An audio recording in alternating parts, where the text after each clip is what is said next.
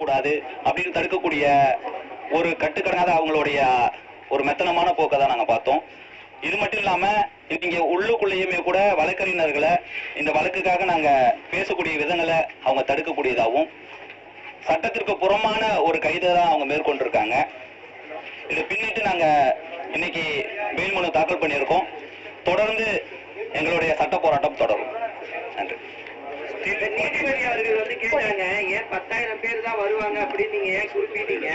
அதுக்கு வந்து காலாடி லீவ் இருக்கு, வீக்கெண்ட் இருக்கு, இப்படியான சூழ்நிலையில எப்படி 10,000 பேர் வருவாங்க நீங்க கண்டுச்சுக்கன்னு கேட்டாங்க. ஏன் நீங்க அப்படிதான் கேட்டுப்பீங்களா? சார், வழக்கு நிலுவையில் இருக்கு. உள்ள நாங்க பெயில் மனு தாக்கல் பண்ணியிருக்கோம். வழக்கு சூழ்நிலைக்கு தகுந்தாற் போல நீதிமன்றத்தில் உத்தரவு பிறப்பிப்பாங்க.